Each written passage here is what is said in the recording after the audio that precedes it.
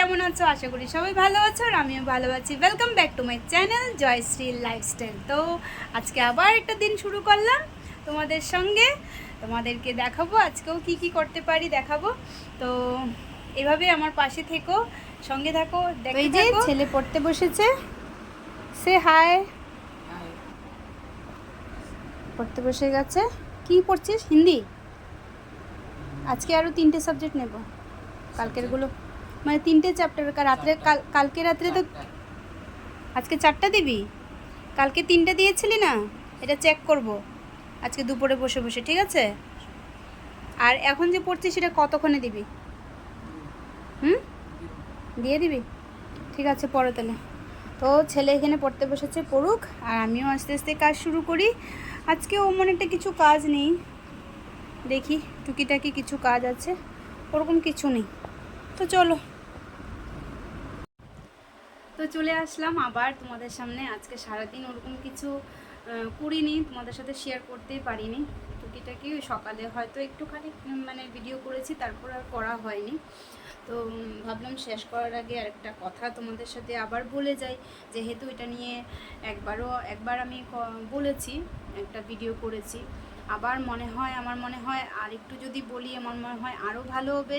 কারণ সবাই যখন জিনিসটা নিয়ে এত করছে, অনেকটা এগিয়ে গেছে, আশা করি আরও এগোবে, আরও এগিয়ে ঠিক সফলতা পাওয়া যাবে যারা এটা নিয়ে লড়াই করছে। তো ওইটাই আরজি করের কথাই বলতেছিলাম, যে দেখো, সত্যি কথা বলার সবার সাহস হয় না। সত্যি কথাটা প্রেজেন্ট করারও সবার সাহস হয় না। সাহস হয়েছিল আমাদের তিলোত্তমা, আমাদের অভয়া, যে আমাদের ডক্টর বোনটার, ওরই সাহস হয়েছিল। আজকে ওর সাহস করে সব কিছু এভিডেন্স ও জোগাড় করেছিল বলে আজকে হয়তো ওর সাথে এত একটা মানে নরকীয় নির্মম একটা কাণ্ড হয়েছে, জঘন্য একটা অপরাধ হয়েছে ওর সাথে। আর যারা এই জঘন্য অপরাধটা করেছে, আস্তে আস্তে ওরা মানে আসছে, সবার সামনেই আসছে। যে যেরকম প্রশাসন যেভাবে প্রশাসন তো বলবো না, কারণ কলকাতার প্রশাসনের কথা বলে তো আর কোনো লাভই নেই। যদি আজকে প্রশাসনটা ঠিক থাকতো, আইন কানুন ঠিক থাকতো, তবে হয়তো এত দূর যাওয়ার কথাই ছিল না। আরও তাড়াতাড়ি মানে জাস্টিসটা পাওয়ার কথা ছিল। যে যার কোলটা হারিয়েছে, যেই মা বাবার একটা মাত্র সন্তান হারিয়েছে, ওর মা বাবার মনের অবস্থা কি, তাদের মনের কি কষ্ট, এগুলো তো কেউ বলতে, আমি বলবো না যে কেউ বলতে কারাই করছে না, হ্যাঁ করছে। যারা তিলোত্তমাকে, আমাদের ডক্টর বোনটাকে ভালোবাসে, যার জন্য ওরা লড়াই করে যাচ্ছে, তারা ঠিকই করছে। কিন্তু যারা করার কথা ছিল, কিন্তু তারা আর করলো না। তো সন্দীপ ঘোষ ধরা পড়েছে, তোমরা সবাই জানো। আমরা যারা যারা শুনতে পেরেছি, যে কথাটা জানতে পেরেছি, আমরা সবাই খুশি যে ধরা পড়েছে। ওর সব নোংরা কাণ্ডগুলো একটা একটা করে সামনে আসছে।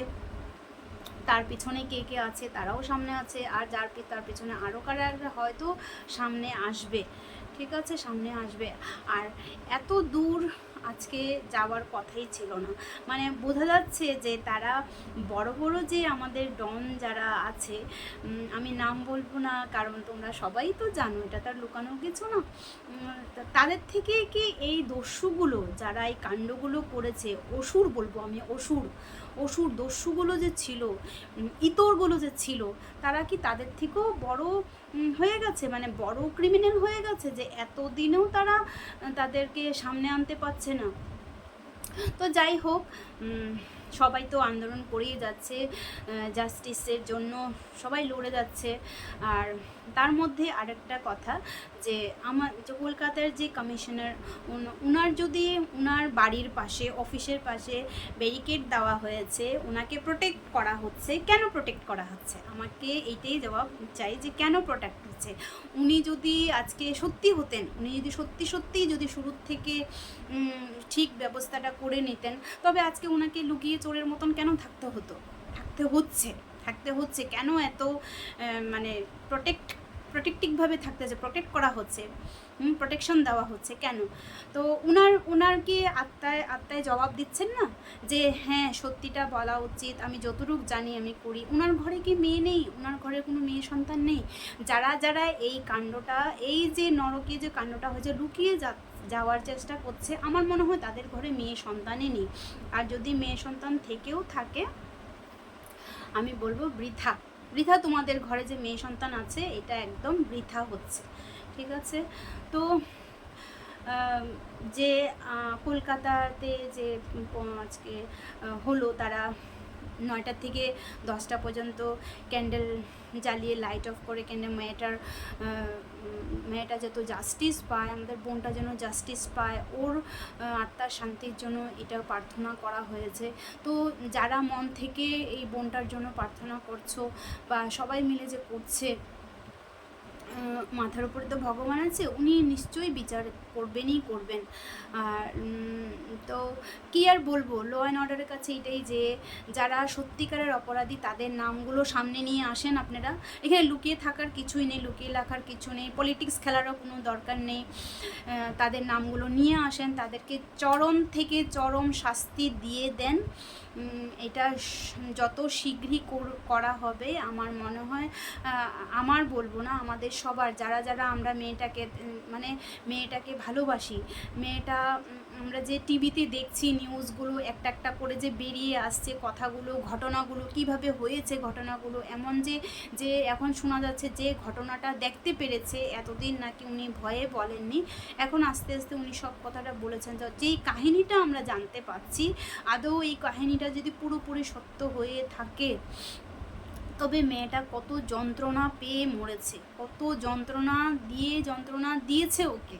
তো ওর যে প্রাণটা হারিয়ে আজকে হাজার হাজার যে ছোটা ওর সঙ্গের যে বোনেরা আছে, ওর ভাইয়েরা আছে, তাদের জন্য যে রাস্তাটা পরিষ্কার করে দিয়েছে, তার জন্য আমরা তিলোত্তমাকে, অভয়াকে যে নাম দেওয়া হয়েছে, বোনটাকে আমরা সেলুট জানাই যে ওর খুব সাহসী মেয়ে একটা ছিল। আজকে সাহসী ছিল বলে, সত্য ছিল, ওর মধ্যে অনেস্টি ছিল, সততা ছিল বলে আজকে ও পৃথিবী ছেড়ে চলে গেছে, অকাল মৃত্যু হয়ে গেছে।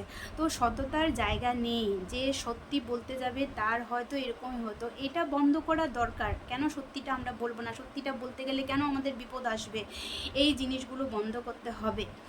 আজকে একটা তিলোত্তমা গেছে, আরেকটা তিলোত্তমা যেন নাম না আসে, আরেকটা অভয়া বলে নাম না আসে, এরকম কিছু আমাদের ল অ্যান্ড অর্ডার এরকম কিছু একটা ব্যবস্থা করার দরকার, যে এরকম কিছু না হোক। আর তাদেরকে যারা যারা ধরা পড়ছে বা আগে পড়বে, তাদেরকে যেন একটা কঠিন শাস্তি দেওয়া হয়, খুব কঠিন শাস্তি দেওয়া হয়।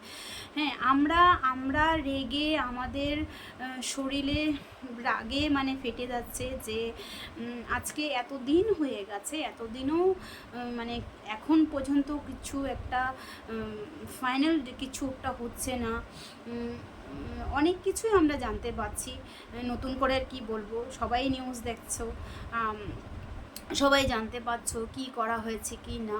তো এটাই বলবো, মেয়েটা যেন, যারা যারা ওকে নিয়ে আন্দোলনে নেমেছো, প্লিজ সবাই যেন মন থেকে আমরা প্রার্থনা করি যাতে তাড়াতাড়ি জাস্টিসটা হয়ে যাক। আর আমরা একটি কথাই বলে যাব, যতদিন পর্যন্ত জাস্টিস না পাই, উই ওয়ান্ট জাস্টিস, আমরা জাস্টিসটা চাই। এবং সত্যিকারের যেটা জাস্টিস, ন্যায়ত জাস্টিস আমরা চাই।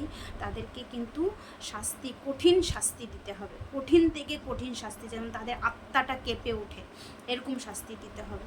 তো এতটুকুই বলার ছিল। এই বলে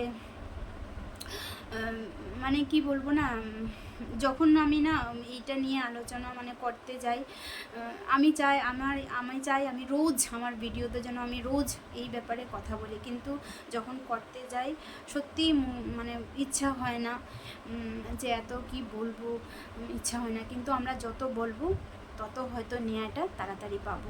তো প্লিজ আমরা এটাই প্রার্থনা করি, তাড়াতাড়ি যেন ন্যায়টা পাই, তাড়াতাড়ি যেন জাস্টিসটা হোক, তাদের মা বাবার মনে একটু শান্তি পাক, যে না আমার মেয়েটা সাহস করেছে, চলে গিয়েছে, চলে যাওয়ার পরও পেয়েছি, আমরা ন্যায় বিচারটা পেয়েছি, এই কথাটা যেন ওনারা বলতে পারে।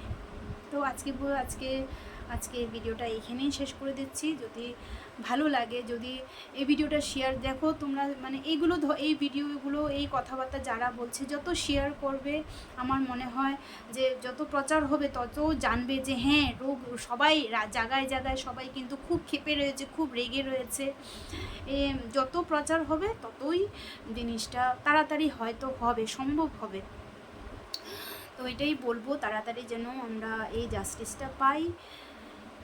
এই বোনটার জন্য প্রার্থনা করি। বোনটা যে সাহসটা দেখিয়ে গেছে, খুব কষ্টে কিন্তু ওর প্রাণটা হারিয়েছে, খুব কষ্ট পেয়েছে, খুবই কষ্ট পেয়েছে। এরকম কষ্ট মানে মানে আর হয়তো কেউ পায়নি। মেয়েটা খুবই কষ্ট পেয়েছে। তো যদি ভালো লাগে প্লিজ ভিডিওটা শেয়ার করো, কারণ এই ভিডিওটা যত শেয়ার হবে তত ভালো। কেউ, আবারও বলছি, কেউ ভুল নেবে না ভিডিওটাকে। যদি ভালো মনের হও, ভালো মনে নিয়ে নেবে, ভালো দিকে কাজে লাগাবে ভিডিওটা। যদি ভালো লাগে থাকে ভিডিওটা আমার, লাইক কমেন্ট শেয়ার অবশ্যই করবে, সাবস্ক্রাইব করবে। আর যদি আমার ভিডিওটা কেউ নতুন দেখে থাকো প্লিজ সাবস্ক্রাইব করে দিও। We want justice for Tilottama.